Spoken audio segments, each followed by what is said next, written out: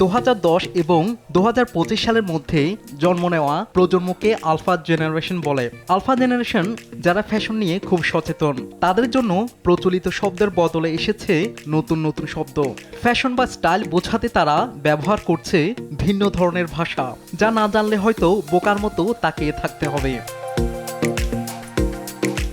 Snack থেকে ফ্লেক্সিন এবং drip থেকে সোয়াগ, প্রত্যেকটি শব্দই আলাদা অর্থ বহন করে। যেমন স্ন্যাক বোঝায় খুব আকর্ষণীয় বা স্টাইলিশ কাউকে, আর চুগি শব্দটি ব্যবহৃত হয় ফ্যাশনের দিক থেকে পিছিয়ে থাকা বিষয় বোঝাতে। আলফাদের এই নতুন শব্দ ভান্ডার ফ্যাশনে নতুন ধারা এসেছে, যা তাদের আত্মবিশ্বাস আর স্টাইলকে প্রকাশ করে। আলফা প্রজন্মের ফ্যাশন শব্দ ভান্ডার তাদের স্বকীয়তা এবং ব্যক্তিত্ব প্রকাশের গুরুত্বপূর্ণ অংশ হয়ে উঠেছে।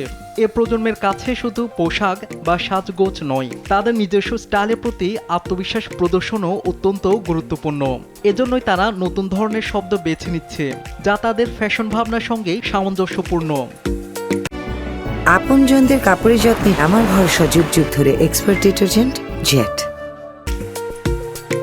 উদাহরণস্বরূপ ফ্লেক্সিন শব্দটি তাদের আত্মবিশ্বাসীভাবে স্টাইল প্রকাশের একটি উদাহরণ। এ ধরনের শব্দের ব্যবহার তাদের নিজস্ব কমিউনিটির ভাষায় এক নতুন মাত্রা যোগ করেছে। গ্লো আপ যেমন ইতিবাচক রূপান্তরকে বোঝায়, তেমনি গুচ্ছি ভালো এবং কুল বোঝাতে ব্যবহৃত হয়। আবার সোয়াগ বলতে বোঝানো হয় আত্মবিশ্বাসের সঙ্গে স্টাইলকে একসঙ্গে মিশিয়ে ফেলা। তাদের এই শব্দ ভান্ডার শুধু ফ্যাশন বোঝাতে নয়, নিজেদের স্টাইলকে আরও দৃঢ়ভাবে তুলে ধরতেও কাজে আসে। আলফা জেনারেশনের এই ফ্যাশন ভাষা প্রতিনিয়ত পরিবর্তিত হচ্ছে, যেমনটা সব জেনারেশনের ক্ষেত্রে হয়ে থাকে। তবে তাদের নতুন নতুন শব্দ ও ফ্যাশন চর্চা শুধু ফ্যাশনই নয়, সামাজিক পরিবর্তনের দিকেও একটি ইঙ্গিত দেয়। নতুন ধারা গড়ে তোলা এবং নিজেদের সৃজনশীলতার প্রকাশ করতে আলফা জেনারেশন এ ভাষার ব্যবহার আরও গভীরতা ও বৈচিত্র্য নিয়ে আসবে।